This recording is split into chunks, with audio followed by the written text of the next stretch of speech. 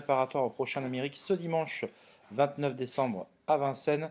Une course qui était très importante parce que certains devaient rassurer après avoir déçu, d'autres devaient confirmer leur forme du moment et d'autres se préparaient également. Il fallait donc tirer des enseignements de tout ça et on est complètement rassuré après avoir été dans le doute concernant Idaho Tillard qui certes, on le verra plus tard, va profiter quand même de la défaillance de certains trotteurs en vue et surtout d'une course un peu décapitée en tête, un peu trop sélective et chevaux malheureux pour s'imposer, mais quand même le cheval a été très étincelant aujourd'hui après avoir complètement assuré sa mise en jambe. Il est plutôt dans la deuxième moitié du peloton ici, dans le sillage de Go On Boy, donc les deux se sont suivis, hein, et comme l'a indiqué d'ailleurs Thierry Duval d'Estaing après coup, hein, si les positions sont inversées durant le parcours, c'est certainement Go On Boy qui gagne aujourd'hui devant Idaho Tillard.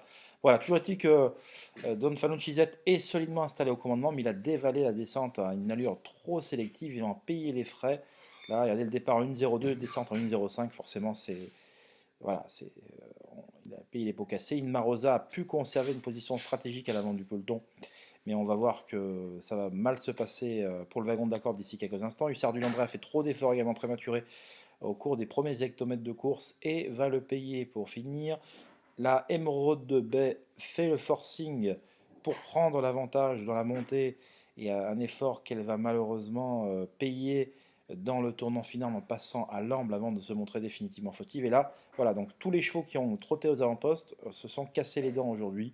Et là, tranquillement, Go On Boy ramène son porte-bagages Idaho Tillard à l'intersection des pistes. Vous voyez, il passe à l'attaque, il vient en troisième position très facilement sans rien avoir à demander à son protégé.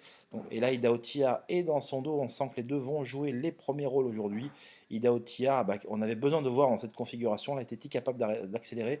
La réponse va être oui. Et là, donc, grosse faute d'Emeraude de Bec qui entraîne le wagon de la corde dans sa perte. Mais bon, un wagon de la corde qui était certainement sur ses fins, de mon point de vue et de l'avis de beaucoup de spécialistes, entre ligne droite. Et Go On Boy essaie de accélérer, mais Idaho Tillard sort de sa boîte et va venir l'ajuster pour finir. Justin Ball, qui a évité les mauvais coups durant le parcours, va s'assurer la troisième place et une place qualificative pour le prochain Prix d'Amérique aux dépens de Kaido J qui lui était déjà qualifié, et Oracle Tide qui est un honorable cinquième devant Josh Power.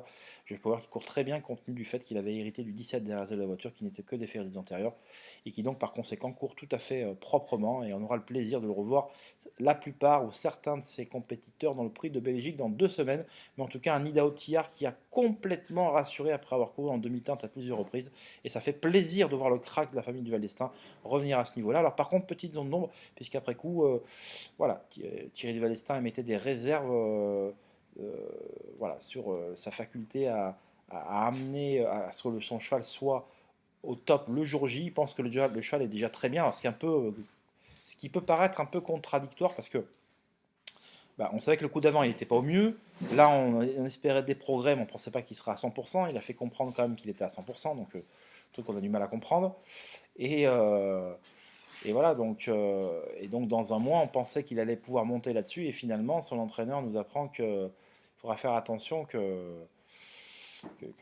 peut-être bah, il sera peut-être pas à 100%, hein. Il est déjà très bien actuellement, donc le but sera de le maintenir en bonne forme parce qu'il n'a pas la bonne santé qu'il avait l'hiver précédent. Donc il a gagné aujourd'hui Idaho, mais sans être le Idaho de l'an dernier, c'est ce qu'il faut retenir, et il ne sera pas cet hiver le Idaho Tillard étincelant de l'an dernier. Donc restons très prudents. Certes, il a gagné cette bataille, mais il est loin d'avoir gagné la guerre. La guerre, c'est dans un mois dans le Prix d'Amérique, et bah, voilà, l'épreuve reste malgré tout toujours très ouverte avec un Go On Boy qui, pour ma part, sera mon favori puisque Ferré aujourd'hui pour une petite rentrée, il a montré qu'il était déjà très bien, et déféré des 4, ce petit plus, ça ne peut que le transcender. Je vous souhaite un excellent dimanche, un excellent débrief, et j'espère que vous avez pris plaisir à le regarder, et on se retrouve prochainement pour d'autres numéros. À très vite, bye bye.